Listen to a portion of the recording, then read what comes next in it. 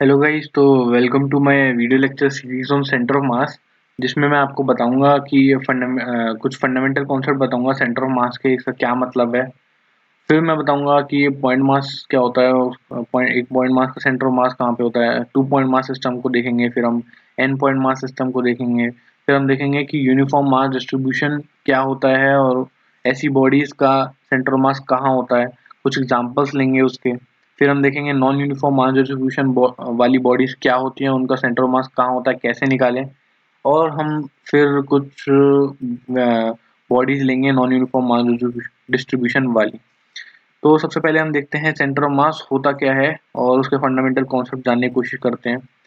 तो देखते हैं सेंटर ऑफ मास क्या है। कि तो अगर विकिपीडिया पे जाएं तो विकिपीडिया बोलता है कि in physics the centre of mass of distribution the center of mass of a distribution of mass in space, sometimes referred to as balance point, is unique point. एक unique point है where the weighted relative position of the distributed mass sums to zero, जहाँ पे weighted relative position एक distributed mass sums to zero, इसका मतलब क्या मैं बताऊंगा। फिर वो बोलता है this is the point to which the force may be applied to cause a linear acceleration without angular acceleration. तो एक ऐसा पॉइंट है जहाँ पे आप एक फोर्स लगाओगे, एक पॉइंट फोर्स लगाओगे, वहां एक पॉइंट पे एक पॉइंट फोर्स लगाओ और वहां पे आपको लीनियर एक्सेलरेशन मिलेगा, एंगुलर एक्सेलरेशन नहीं मिलेगा। ओके, तो जैसे आपको पता है कि अगर एक बॉडी पे आप फोर्स लगाओगे तो आर क्रॉस एफ टॉर्क होता है। तो आर क्रॉस एफ जो है आर, वो आर वेक्टर जो होता है, पोजीशन वेक्टर, वो सेंटर ऑफ मास से लिया जाता है। चलिए ठीक है, फिर है वो उस रेफर पॉइंट से लेते हैं। ओके, तो अब देखते हैं। तो ये बोलते हैं कैलकुलेशन मैकेनिक्स और, चलो ठीक है। तो थोड़ा इसको मैं समझाने की कोशिश करूंगा कि वेटेड रिलेटिव पोजीशन का क्या मतलब है। डेफिनेशन सही है लेकिन फील नहीं आएगी अगर किसी को सही में सेंटर ऑफ मास का कोई इंट्यूशन भी नहीं है, तो उसको समझने मुश्किल हो जाएगी, बट कोई बात नहीं। आगे देखते हैं खान अकेडमी वाले क्या बोलते हैं वर्ड सेंटर ऑफ मास के बारे में। वो बोलते हैं कि it is a position defined relative to an object और सिस्टम ऑफ ऑब्जेक्ट्स। ठीक है, इसके रिलेटिव में, किसके रिलेशन में होता है, ऑब्जेक्ट या सिस्टम ऑफ ऑब्जेक्ट में। It is average position of all the parts of the system weighted according to their masses. Okay, average position है एक सिस्टम का, और जो कि उसके मास के अकॉर्डिंग वे किया गया है, वो उस पोजीशन, एवरेज पोजीशन को। तो ये भी कुछ कुछ विकिपीडिया की तरह ये इसको समझेंगे कि क्या है। फिर ये आइजैक वाले क्या बोलते हैं कि centre of mass of an object is the point at which the object can be balanced. अच्छा, काफी वेग डेफिनेशन है। Mathematically it is the point at which the torques from the equal elements of an object sums to zero. तो actually centre of mass की definition हम torque और ये सबसे ना ही निकाले तो ज़्यादा अच्छा होगा। और समझने में तो बिल्कुल ही समझ नहीं आएगा, क्योंकि एक ऑब्जेक्ट है, वहाँ पे टॉर्क लग रहा है और वो जीरो हो रहा है। काफ़ी पॉइंट्स हो सकते हैं जिसके अबाउट टॉर्क जीरो हो रहा होगा। तो सेंटर ऑफ मास कौन सा पॉइंट है भाई? तो ये भी थोड़ा क्लियर नहीं है। तो आइए देखते हैं, थोड़ा क्लियर करने की कोशिश करते हैं इसको कि ये क्या क्या है एक्चुअल में। तो मैं हाँ, तो हम देखते हैं। तो हमने कुछ डेफिनेशंस में हमने देखा कि कुछ कुछ टर्म्स हमने देखी, जैसे एवरेज। तो हमने देखा एवरेज, एवरेज की बात हो रही है, कुछ वेटेड एवरेज की बात हो रही है, WEIGST, वेटेड एवरेज की बात होती है, पोजीशन की बात होती है, मास की बात होती है, और क्या बात होती है, बॉडी सिस्टम की बात होती है, सिस्टम। ठीक है, ऑब्जेक्ट, ऑब्जेक्ट की बात होती है, ऑब्जेक्ट या सिस्टम, और पोजीशन बेसिकली यही है। ओके, तो मैं मान के चलता हूँ आपको पता है कि ये एवरेज, वेटेड एवरेज, पोजीशन, मास, सिस्टम, सब क्या होता है आपको पता होगा। बट फिर भी मैं एक फील देने के लिए आपको एग्जांपल देता हूँ। सपोज एक एक क्लास है, एक क्लास है। ओके, तो एक क्लास में कुछ 5 बच्चे हैं सपोज। तो 5 बच्चे हैं कि X1, X2, X3, अबे यार,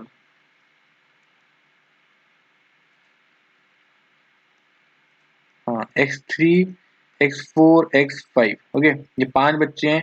इन पांचों की हाइट है, फिर देखो 50 कोई यूनिट्स में है, सब पता नहीं कौन सी यूनिट है, मेरे को नहीं पता, मैं मान के चल रहा हूँ 50, 51, 52, 53, 54, ये हाइट्स हैं। ये 5 बच्चों की ये हाइट्स हैं, ओके।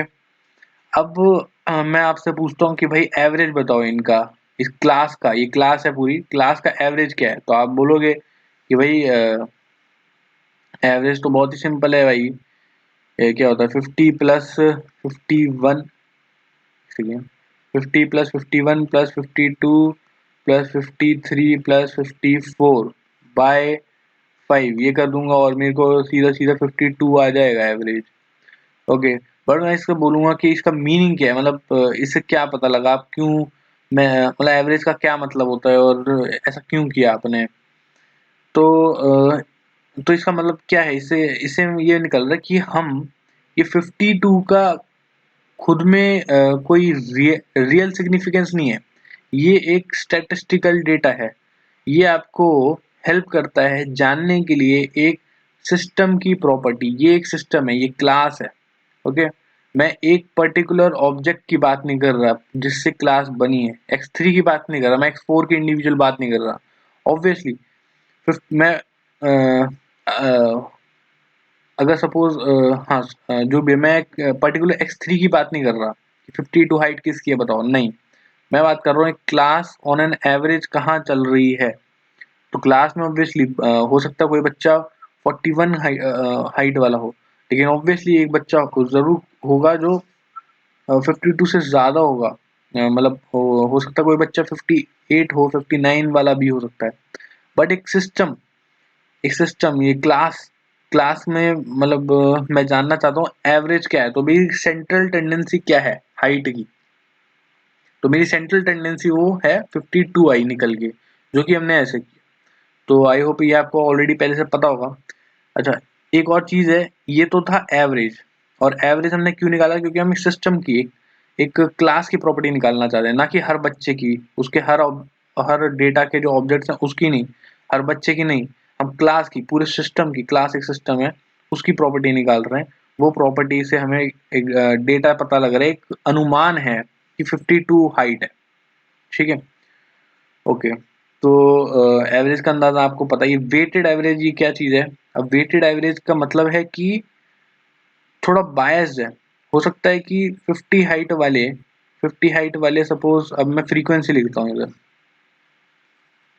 सॉरी,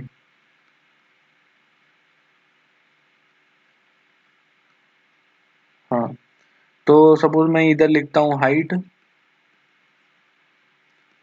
ठीक है, और इधर लिखता हूँ फ्रीक्वेंसी। फ्रीक्वेंसी मतलब वो हाइट वाले कितने लोग हैं, सपोज 50 हाइट वाले 4 लोग हैं, 51 हाइट वाले 2 लोग हैं, ठीक है, 53 हाइट वाले 3 लोग हैं, 54 हाइट वाला एक ही बंदा है। लेट सपोज ये क्लास है, क्लास में कितने लोग हैं, क्लास में कितने लोग, ऑब्वियसली सम टोटल लोग कितने हो गए, 4 और 2 6, और 6 4 10, तो 10 लोग हो गए क्लास में, ठीक है। 50 हाइट वाले 4 लोग, 51 हाइट वाले 2 लोग, 53 हाइट वाले 3 लोग और 51 हाइट वाला एक बंदा, तो ये टोटल आ जाता है 10, और ये हाइट है। अब मैं क्या, अब इसका एवरेज आप कैसे फाइंड करोगे? आप करोगे 50 प्लस 50 प्लस 50 प्लस 50, ठीक है, फिर करोगे प्लस 51 प्लस 51, ठीक है, 2 बार 51 लोगे, 53 को 3 बार लोगे, प्लस 53 प्लस 53 प्लस 53, ठीक है, और फिर 53, और फिर करोगे लास्ट में प्लस 54 बाय करोगे 10, ये आपका आएगा एवरेज, ओके।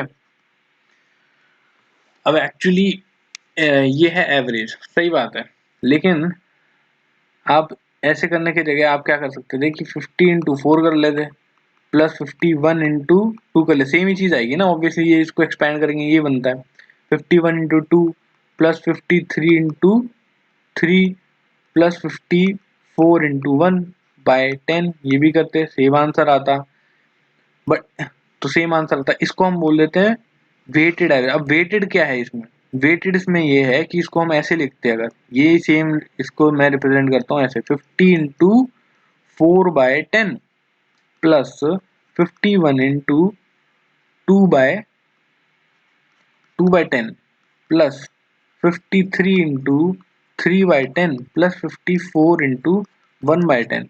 अब पहले क्या हो रहा था, पहले सब में अगर 50 वाला भी एक बंदा होता, 50, 51, 50, जैसे 50, 51, 52, 53 और 52 नहीं है इसमें एक्चुअली, कोई बात नहीं। पहले क्या हो रहा था, सबकी एक ही फ्रीक्वेंसी, वेट सबका एक था, ठीक है। इसका भी एक ही बंदा है क्लास में 50 हाइट वाला, 51 वाला भी एक ही है, 52 वाला भी एक ही है, तो ये एक्चुअली इंटू वन, तो इसका सबका वेट सेम है, 1/5, 1/5, 1/5, 1/5, सेम फ्रैक्शन है। इसमें जो है सबका सेम नहीं है वेट, ठीक है, क्योंकि 50 वाले ज्यादा है ना।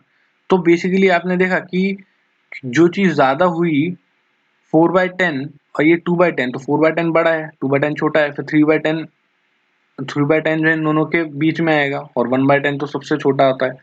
तो बेसिकली जो सेंट्रल टेंडेंसी है स्टैटिस्टिकल वैल्यू की, वो 50 की तरफ ज्यादा झुकेगी, क्योंकि इसका ज्यादा, बेशक 50 की वैल्यू कम है, लेकिन 50 क्योंकि सबसे ज्यादा नंबर ऑफ टाइम्स आया है, तो उसकी वैल्यू उसकी तरफ झुक जाएगी। ओके, तो इससे आप वेटेड एवरेज निकाल लेते हैं, कुछ नहीं होता, एवरेज ही होता है वो भी। तो आपको पता ही होगा ये। तो ये सब मैं क्यों बोल रहा हूँ, ये सब इसलिए है क्योंकि सेंटर ऑफ मास भी एक तरह का सेंट्रल टेंडेंसी ही बताएगा। अब उसमें क्या चीज निकालना चाहते हो सेंट्रल टेंडेंसी, तो सपोज आपके पास एक सिस्टम है, ये है एक्स एक्सिस, ये है वाई एक्सिस और ये है जेड एक्सिस। ओके, तो आपके पास एक सिस्टम है, ये है आपके पास। उसमें सिस्टम क्या था, उसमें था क्लास, एक क्लास थी, उसमें बच्चे थे कुछ, x1 x2 x3 x1 x2 x3 x4 x5 x6, ये सारे बच्चे हैं क्लास में, ठीक है। और ये इसमें भी ये क्या ऑब्जेक्ट्स हैं क्लास के एक पर्टिकुलर ऑब्जेक्ट्स हैं, इसमें ये पूरा सिस्टम है, इसके भी सिस्टम के ऑब्जेक्ट्स हैं, छोटे छोटे, देखो छोटे छोटे ऑब्जेक्ट्स। ये पूरा मास छोटे छोटे मास से ही तो बना है ना। तो मैं इसमें क्या किया, हमने एक सेंट्रल टेंडेंसी निकाली कि ओके, ये यहाँ पे कि ऑन एन एवरेज क्लास का एवरेज हाइट क्या है ना। अब आपको इसका पर्पस समझ आ गया था, क्यों, क्योंकि आप ये जो सिस्टम है, एक क्लास है, आप इसकी प्रॉपर्टी फाइंड करना चाह रहे थे। अब इसमें हमें पता है कि ओके हाँ, ये इसका पोजीशन यहाँ है, इसका पोजीशन हो सकता है कुछ x1, y1, z1। इसका ये पार्टिकल p1 है, ये पार्टिकल p2 है, ये पार्टिकल p3 है, ये पार्टिकल p4 है, ये पार्टिकल p5 है। p3 का आपको पता है कहाँ है, x3, y3, z3, ठीक है। ये P5 है, P5 का भी आपको कोऑर्डिनेट पता है कि सपोज x5, y5, z5, ठीक है। तो आपको इसके कोऑर्डिनेट पता है, इसके कोऑर्डिनेट पता है, इसको, ठीक है, आपको हर सबके पोजीशन पता है, ठीक है। लेकिन आपका इंटरेस्ट है कि मैं एक सिस्टम को अब देखना चाहता हूँ, मैं एक पार्टिकल को नहीं देखना चाहता हूँ। मैं हर अब ऐसे ही इसमें है, मैं हर ऑब्जेक्ट को, क्लास, जो भी क्लास है उसके हर बच्चे पे फोकस नहीं कर रहा हूँ, किसी एक पर्टिकुलर बच्चे पे फोकस नहीं, पूरी क्लास पे फोकस कर रहा हूँ कि पूरी क्लास की टेंडेंसी क्या है। हो सकता है कोई और क्लास हो, कोई और क्लास का कोई और क्लास हो जिसमें सारे बच्चे ऐसा 60, 61, 62 ऐसे ऐसे वाले हाइट हो। इसमें हाइट थी 50 से 54 और इसमें 60, 61। तो मैं इसका एवरेज निकला कुछ 52, इसका एवरेज निकला 63। तो मैं ऐसा कंपेयर करूंगा ना, ओके, इस क्लास में ज्यादा हाइट वाले बच्चे ज्यादा हैं।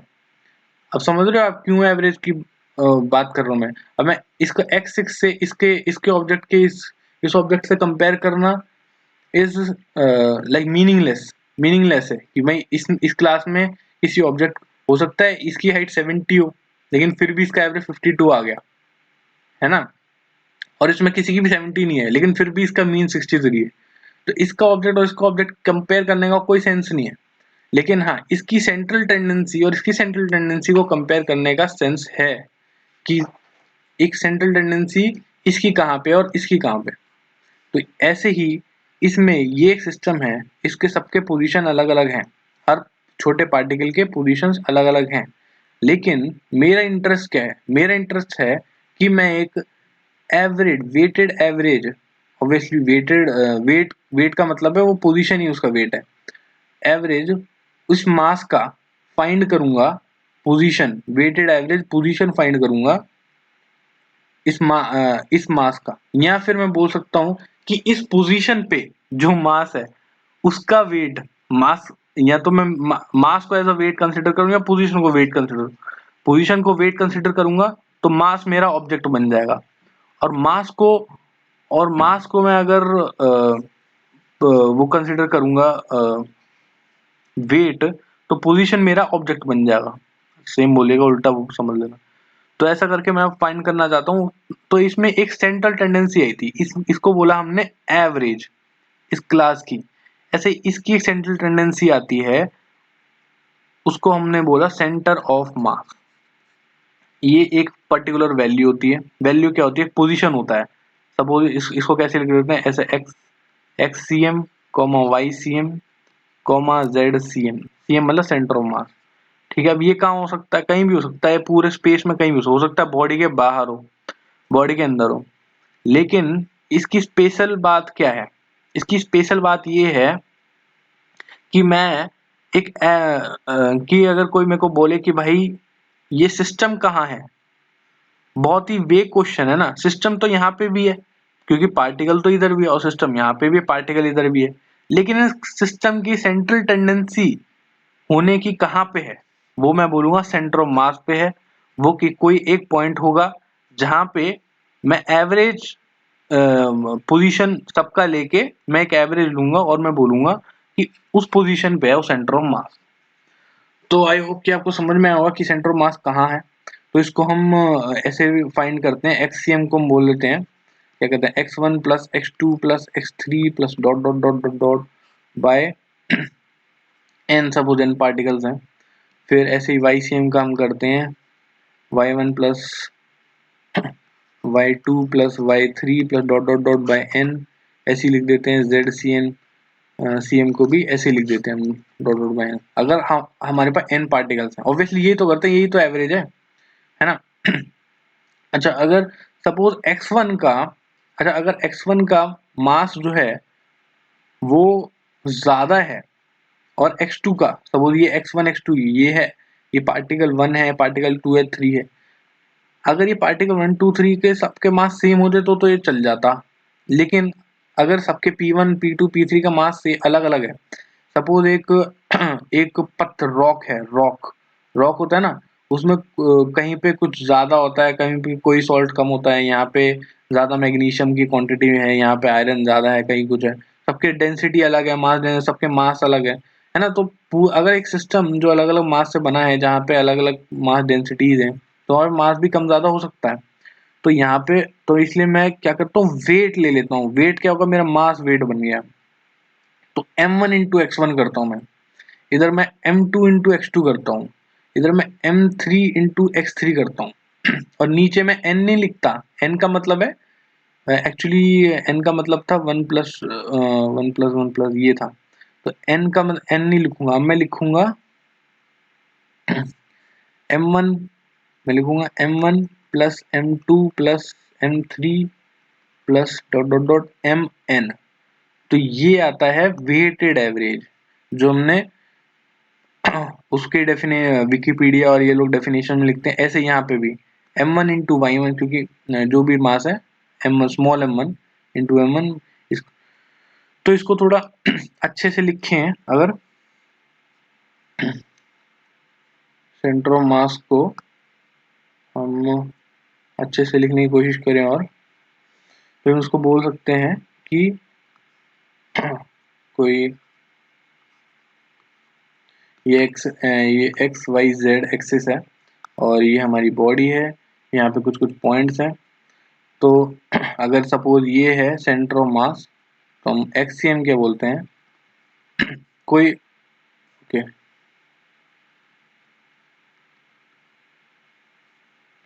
X Y Z right hand coordinate system है, ठीक है। अपनी फिंगर्स को ऐसे कर्ल करोगे एक्स वाई प्लेन में, तो जेड इधर आएगा, तो उसको बोलते हैं राइट हैंड कोऑर्डिनेट सिस्टम। तो मैं क्या बोल रहा था कि अगर आपके पास n पार्टिकल्स हैं, n पार्टिकल सिस्टम है, सपोज लो हम n पार्टिकल सिस्टम की बात पहले ही कर रहे हैं। तो बेसिकली यही था फंडामेंटल्स में, बट ऐसे ही बता देता हूँ। सपोज ये पार्टिकल ये है P1, ठीक है, यहाँ पे कोई पार्टिकल P2 है, ऐसे डॉट डॉट डॉट करके ये Pn पार्टिकल है, ठीक है। तो इसका सेंटर ऑफ मास क्या होगा इस सिस्टम का? तो इसका सिस्टम का मैं सेंटर ऑफ मास बोलता हूँ कि सपोज P1 का कोऑर्डिनेट है मेरे पास, P1 का मास कितना है m1, और इसका कोऑर्डिनेट है x1, y1, z1।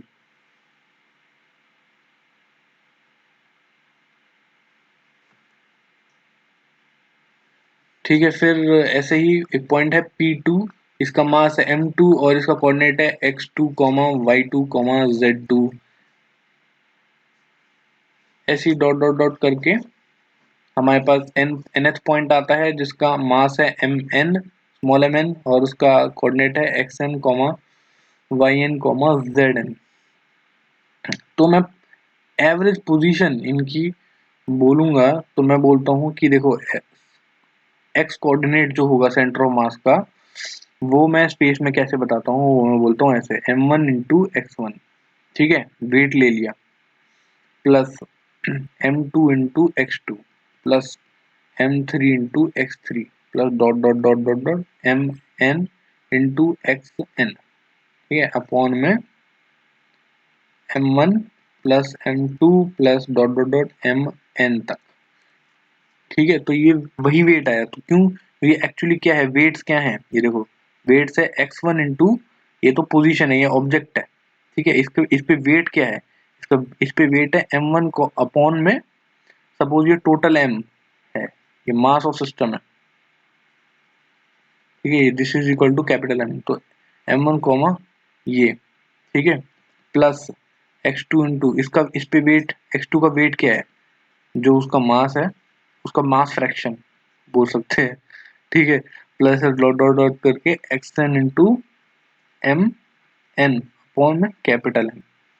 ओके, तो ये हो गया वेटेड एवरेज, ठीक है, वेटेड एवरेज। तो इसको बोलते हैं हम, इसको बोलते हैं हम वेटेड एवरेज। तो ये centre of mass X coordinate पे ऐसे आएगा। ऐसी वाई सी एम लिखेंगे तो एक्स की जगह वाई लिख दो, बस Y one into m1 by m capital M plus y2 into m2 upon capital M plus dot dot dot, तो YCM आ जाएगा। तो ये था fundamentals of centre of mass. I hope आपको समझ में आएगा। इसके काफी सारे एप्लीकेशंस होते हैं। आपको एक तो आप सिस्टम को बता सकते हो कि ओके हाँ देखो, on an average gas, suppose ये गैस के पार्टिकल्स हैं। अब आप ये थोड़ी बोलो हाँ गैस इधर भी है, गैस इधर भी है, गैस इधर भी। आप बोलो ये गैस का सेंटर जो है और इधर इस तरफ को कहीं पे, ठीक है। आप ये कैसे बोल रहे हो? क्योंकि क्योंकि जो पार्टिकल्स हैं उनके ऑन एन एवरेज के हिसाब से वेटेड एवरेज पोजीशन जो लोगे वो इधर आएगी, ठीक है। तो ये ऐसे ही सेंटर ऑफ मास की जो विकिपीडिया पे डेफिनेशन है उसके according, centre of mass distribution of mass in space. Obviously distribution of mass हमने कंसिडर किया स्पेस में, ये डिस्ट्रीब्यूशन ऑफ मास है स्पेस में, वो हमने कंसिडर किया। फिर उसने बोला is the unique point, obviously जो हमने एक्ससीएम प्लस वाईसीएम जेडसीएम निकाला, यूनिक पॉइंट है वो स्पेस में, where the weighted relative position of the distributed mass sums to zero. तो basically this is the point where force, तो basically weighted distributed mass sums to zero. तो वो क्या बोलना चाह रहा है कि जो वेटेड डिस्ट्रीब्यूशन ऑफ मास जो ये है वो सम्स टू वो जीरो हो जाता है। तो बेसिकली वो ये बोल रहा है कि सेंटर ऑफ मास, हमने जो ये बोला सेंटर ऑफ मास अगर वो ओरिजिन पे लाई करेगा तब जीरो होगा एक्चुअली में। तो वो इसको ओरिजिन मान रहा है एक्चुअली, ठीक है। तो इसको नहीं, ये समझ नहीं आ रहा अगर, तो ये देते हैं खान अकेडमी वाले, ये अच्छा है। Centre of mass position defined related to an object और सिस्टम। ओके, सिस्टम के रिस्पेक्ट में, सिस्टम क्या है, ये सिस्टम है हमारा, ये क्लास है हमारी, ये क्लास के अंदर ये बच्चे हैं, ये ऑब्जेक्ट्स हैं। ऑब्जेक्ट्स नहीं देखने हैं, सिस्टम को देख रहे हैं। तो सिस्टम को क्या देखना है, सेंटर ऑफ पोजीशन एक पोजीशन है जो कि रिलेटिव है एक सिस्टम के, ठीक है, it is the average position of all the parts of the system weighted according to their masses. तो एवरेज पोजीशन है, देखो पोजीशन का एवरेज ही लिया है मैंने, एवरेज पोजीशन लिया है, average into weighted according to their mass, उसका वे, जो वे है x1 का वे कितना होगा, इतना होगा, इसके अकॉर्डिंग हो, m1 के अकॉर्डिंग हो, उसका उसका पर्टिकुलर p1 पे जो मास है उसके अकॉर्डिंग होगा। तो ये एवरेज लिया है मैंने ऐसे, इसको बोलते हैं वेटेड एवरेज। ओके, तो ये उस पोजीशन दे देगा आपको, मीन पोजीशन दे देगा, सेंट्रल टेंडेंसी हो सकता है x1 कॉमा, हो सकता है सेंटर ऑफ मास पे कोई पार्टिकल ही ना हो, एग्जिस्ट ही ना करे कोई रियल पार्टिकल, बट आपका सिस्टम की टेंडेंसी उस पॉइंट की तरफ। तो thank you for listening to my lecture, और आगे की सीरीज देखिए अगर आपको ये लेक्चर पसंद आया तो। Thank you.